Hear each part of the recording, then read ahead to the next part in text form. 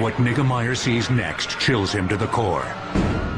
The killer has taken a hostage.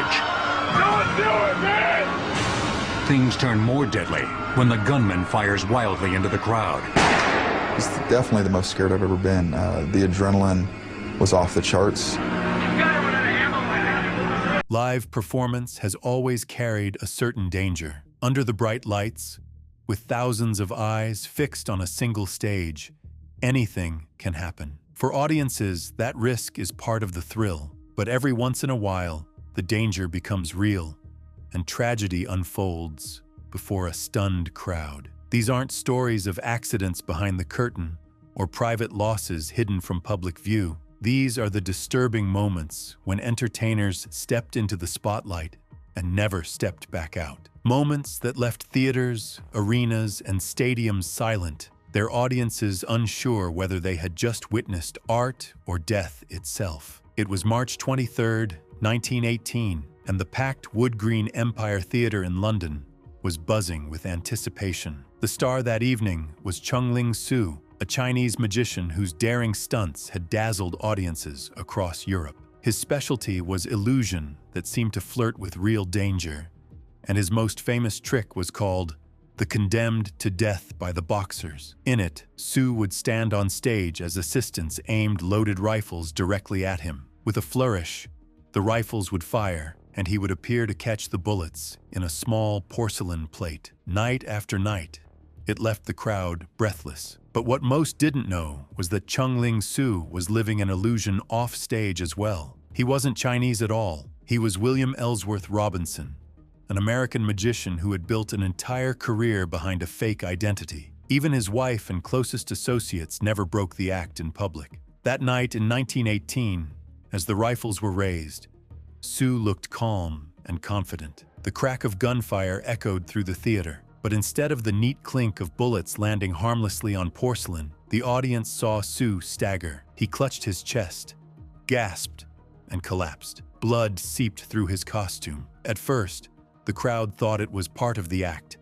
an extra flourish to make the trick even more thrilling. But the silence that followed was heavy. Soo lay motionless. The assistants rushed to his side, realizing with horror that one of the guns had actually fired a live round. The illusion had failed. Chung-Ling Soo, William Robinson, died later that night. For decades, magicians had debated the safety of the bullet catch trick. With many warning that one small error could prove fatal, Robinson became the most famous proof of that danger. His death shocked the magic world, but it also shattered the elaborate persona he had spent his entire life maintaining. Only in death did the public learn the truth. Chung-Ling Soo wasn't Chinese, and his most lasting illusion was the mask he wore every day. Audiences that night walked away with an image they would never forget, a magician whose final act blurred the line between trick and tragedy. The bullet catch remains one of the most dangerous illusions in stage history, and to this day, some magicians refuse to perform it at all. For many, the memory of Chung-Ling Soo's death is reason enough. April 3,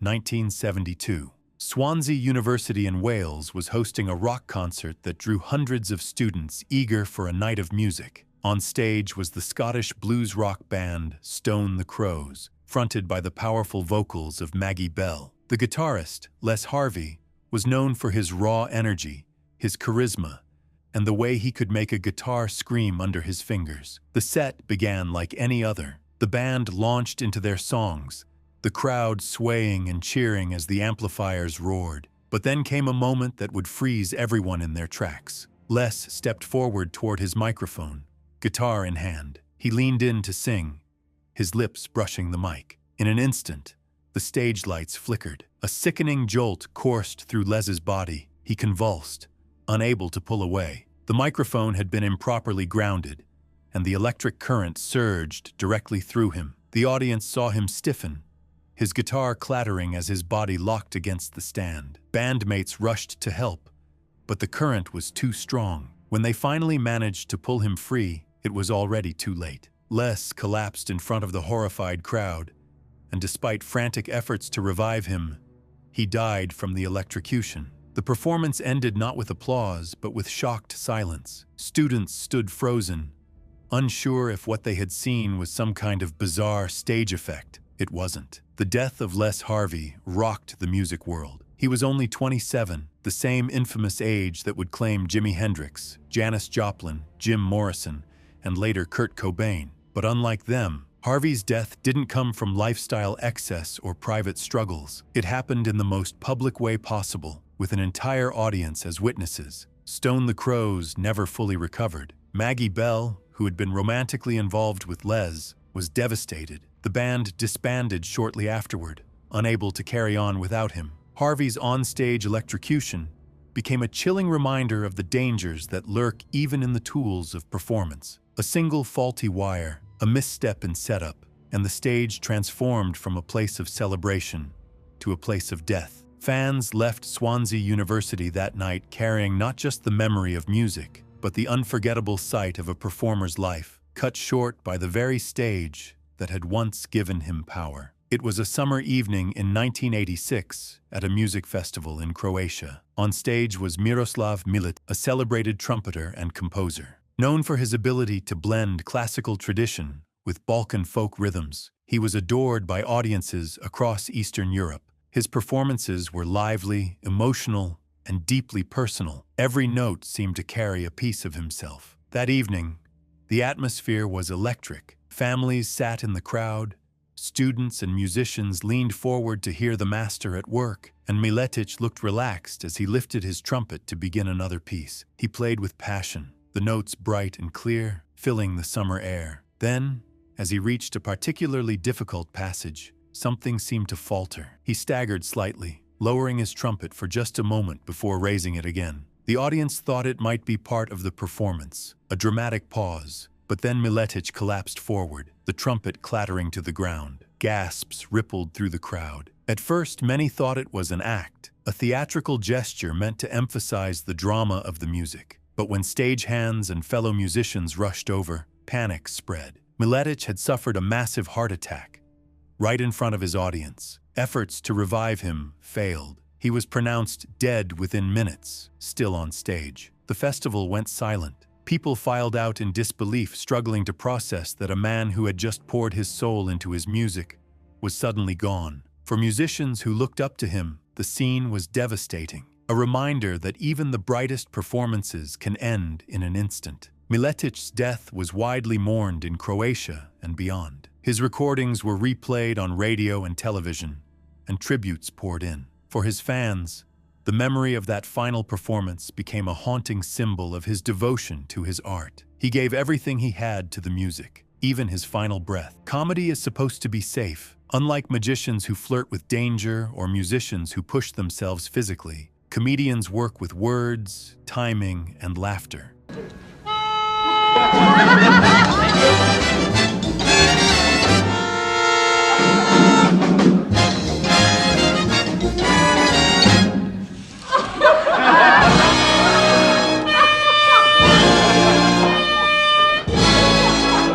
Lefty!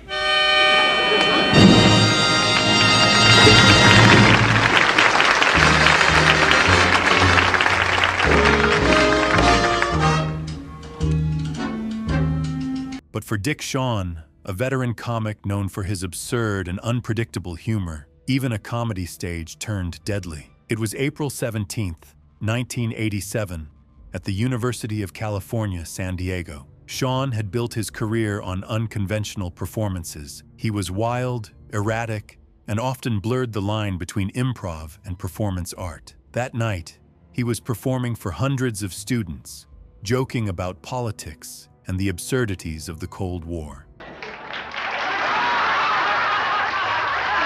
man, you're a German. All Germans. That's right. That means we cannot attack Germany. Then came a moment that no one in the audience will ever forget. Shawn was in the middle of a bit about nuclear war. He said something along the lines of, "If the world ends tonight, this is what it will look like," before suddenly collapsing face down on stage. The crowd roared with laughter. They thought it was part of the routine, another one of Shawn's physical gags. Minutes passed. Students waited for him to spring up with a punchline, but he didn't move. Eventually, stagehands realized something was wrong and rushed to him. Panic spread as they began CPR in front of the stunned crowd. Only then did the audience understand. This wasn't a joke. Sean had suffered a massive heart attack mid-performance. He was declared dead shortly afterward. The shock was immense. A performer who had built his life on laughter had taken his final bow in the middle of a punchline, leaving his audience struggling to separate comedy from catastrophe. For weeks afterward, newspapers debated the cruel irony of his death. Some called it a perfect ending for a man whose life was built on blurring reality and humor. But for his family, friends, and fans, the suddenness of his collapse was devastating. They hadn't just lost a comedian, they had lost a man who saw the world differently, who used laughter to cut through fear. The University of California performance is still remembered today as one of the eeriest moments in stage history, an entire audience laughing at death without realizing what they were seeing. December 8th, 2004, the Alrosa Villa nightclub in Columbus, Ohio, was packed with heavy metal fans. On stage was Damageplan, the new band of guitarist Dimebag Darrell Abbott, formerly of Pantera. Known for his blistering solos and larger-than-life stage presence, Dimebag was a hero to metal fans worldwide.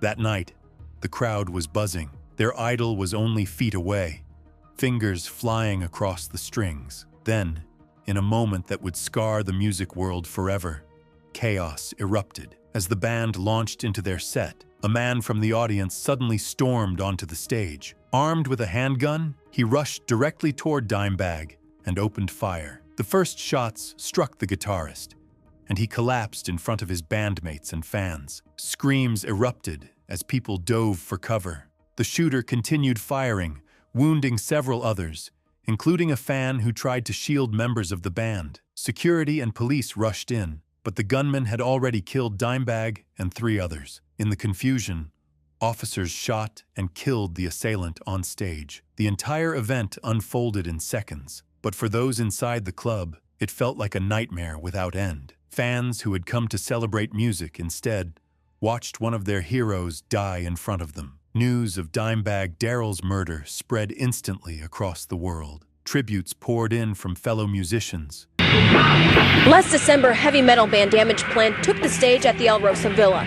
During their first set, more than 200 anxious fans packed the concert hall to hear the group and one of the country's most known guitarists, Dimebag Darrell Abbott, play. But just a few minutes into their first song, trouble broke out.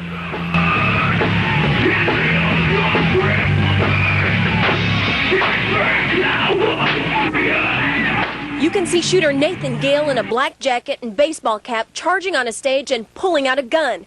He was headed straight for Dimebag Darrell, the band's lead guitarist. The crowd, shocked, unbelievably didn't move. Someone on stage cried for help. Call 911, somebody! While Dimebag Darrell lays on stage with band members, even fans trying to resuscitate him, there's chaos. Police say minutes after Gale shot Dimebag, he takes a hostage and reloads his gun behind a speaker. In a matter of 5 minutes, Gale fired 15 shots before Officer James Niggemeyer took him down with one single shot. A single shot that saved lives. Moments later, Officer Niggemeyer steps in front of the camera, shotgun in hand, a blank look on his face. From fans who had grown up idolizing his guitar work, and from those who still couldn't believe such violence could unfold in the middle of a concert. Unlike the other cases on this list, Dimebag's death wasn't caused by accident, health failure, or stage hazards. It was an act of targeted violence, something that made it even more disturbing. To this day, musicians cite the incident as one of the darkest moments in live music history, a reminder of how fragile the barrier between stage and audience can be. Unlike the other cases on this list, Dimebag's death wasn't caused by accident, health failure, or stage hazards. It was an act of targeted violence, something that made it even more disturbing. To this day, musicians cite the incident as one of the darkest moments in live music history, a reminder of how fragile the barrier between stage and audience can be. In the aftermath, tributes poured in from across the rock and metal world. Fans lit candles outside venues, spray-painted murals of Dimebag's face on city walls, and held impromptu vigils. Guitarists who had idolized him posted shaky videos online, playing his solos note for note in his honor. The entire metal community seemed to stop, united in grief. One detail that made the tragedy even harder to process was the timing. December 8th, the night Dimebag died, was the anniversary of John Lennon's assassination in 1980. Two music icons, both gunned down in front of fans, decades apart, but eerily connected by date. For many, it felt like history was repeating itself in the cruelest way possible. Even years later, fans who were in the club that night describe vivid flashbacks, the sound of shots blending with the music, the sight of people diving for cover, the deafening silence when they realized their hero was gone. Survivors carry not just the memory of the music, but of how quickly a celebration can turn into a massacre.